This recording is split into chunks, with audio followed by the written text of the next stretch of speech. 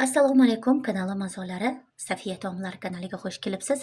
Bugun sizlar bilan birga palov, assorti salat yapamiz. Buning uchun bizga ekraninglarda videoda ko'rib turgan mahsulotlar kerak bo'ladi.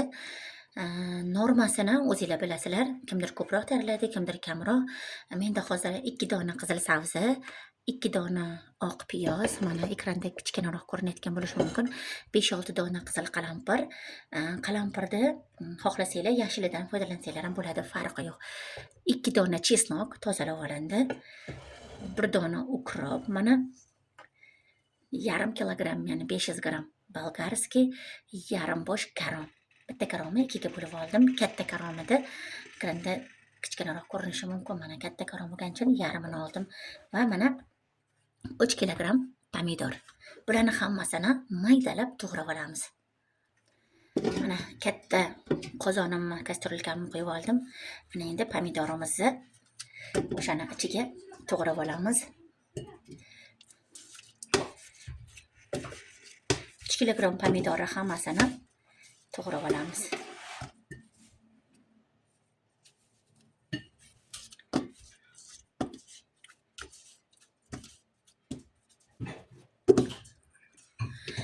Mana pomidorimizni tayyorlab oldim. Endi 2 dona sabzimizni qirg'ichdan chiqazib olamiz.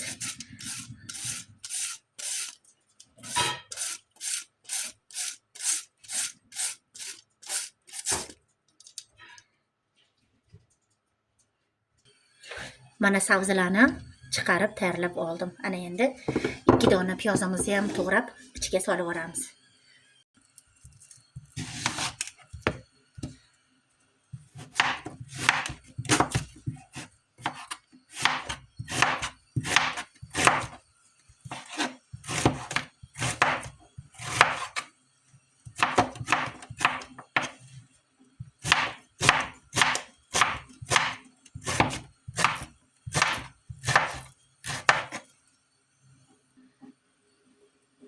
Ikki dona to'g'ralgan piyozimizni ham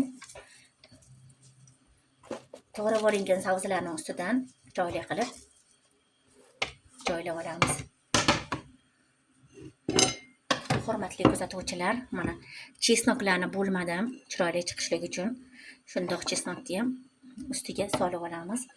Mana qalampirlarni dumchasini olmasdan solaman, achchig'i chiqib ketmasligi uchun. Dumchasini olsanglar juda ham achchiq bo'lib ketishligi mumkin. O'shani hisobiga dumchasini olmadim. Ana endi oldindan tayyorlab olingan bolgarskilarni ham kichkina qilib to'g'rab olaman.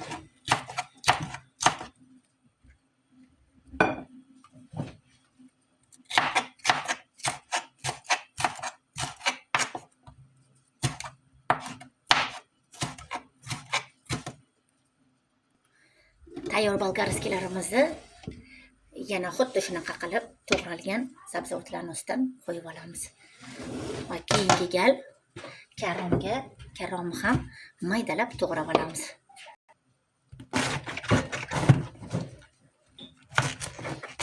Karomimizni qattiq joyini olib tashlaymiz.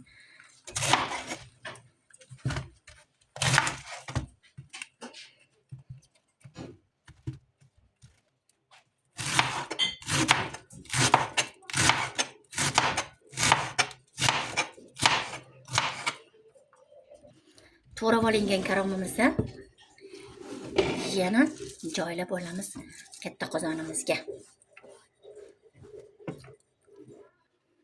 Mana endi bir bog' shovitimizni to'g'rab olamiz. Xohlasanglar sizlarda kachnes bo'lsa, kachneshdan ham foydalanishingiz mumkin. Men faqat shovitdan foydalanaman, mazasi zo'r chiqishligi uchun.